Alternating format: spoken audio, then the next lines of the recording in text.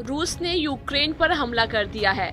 रूसी सेना ने यूक्रेन के 12 शहरों में एक साथ हमला किया। राजधानी कीव समेत यूक्रेन के पूर्वी हिस्से में मौजूद शहरों को निशाना बनाया गया है। क्रीमिया के रास्ते यूक्रेन में रूसी सेना घुस रही है। रूस ने यूक्रेनी सेना को हथियार डालने को कहा। रूसी राष्ट्रपति पुतिन के जंग के ऐलान के कुछ देर बाद ही यूक्रेन पर हमला कर दिया गया। रूसी सेना का दावा है कि उन्होंने कीव एयरपोर्ट पर कब्जा कर लिया। मीडिया रिपोर्ट्स में दावा किया गया है कि कीव समेत कई शहरों पर मिसाइल अटैक भी हुआ है। यूक्रेन में कई जगहों पर ड्रोन और मिसाइल से हमले किए जाने की खबरें सामने आ रही हैं। इस तरह अब युद्ध का खतरा बढ़ता जा रहा है। रूस के हमले के बाद यूक्रेन का पहला बयान भी सामने आया। यूक्रेन की ओर से कहा गया है कि रूस ने पूरी तरह से युद्ध शुरू कर दिया है। हम रूस के हमले का जवाब देंगे और जीतेंगे। यूक्रेन का कहना है कि रूस बैलिस्टिक और क्रूज मिसाइल से हमला कर रहा है। वहीं रूस के राष्ट्रपति पुतिन ने नाटो को धमकी दी है कि अगर यूक्रेन का साथ दिया तो नतीजे भुगतने होंगे। हालांकि पुतिन ने साफ कर दिया है कि उनका यूक्रेन पर कब्जा करने का इरादा नहीं है। रूसी राष्ट्रपति का कहना है कि यूक्रेनी सेना हथियार डाले और वापस जाए।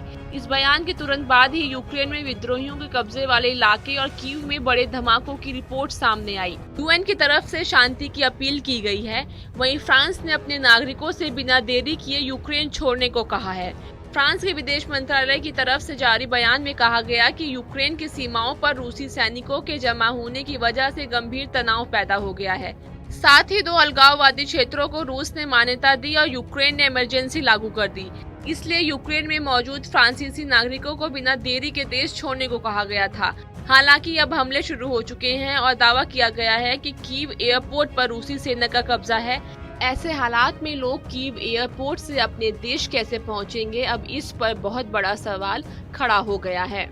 दूसरी ओर रूस के खिलाफ रणनीति तय करने के लिए यूरोपीय यूनियन आज बेहद अहम मीटिंग करेगा।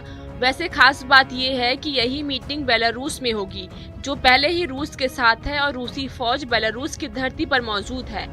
आज यूक्रेन मसले पर यूएनएससी में एक बार फिर आपात बैठक, जिसमें संयुक्त राष्ट्र महासचिव एंटोनियो ने यूएनएससी की आपात बैठक में रूसी राष्ट्रपति व्लादिमीर पुतिन से अपने सैनिकों को यूक्रेन में प्रवेश करने से रोकने की व्यक्तिगत अपील की है। रूसी हमले से पहले यूक्रेन के राष्ट्रपति ने टीवी पर लाइव आकर युद्ध को टालने की भावुक अपील भी की थी। उन्होंने रूसी लोगों को रूस यूक्रेन के साझा इतिहास और संस्कृति भी याद दिलाई थी। हालांकि अब यूक्रेन पर रूस के हमले शुरू हो चुके हैं और अब देखना होगा कि दुनिया के तमाम देश इस पर क्या एक्शन लेते हैं।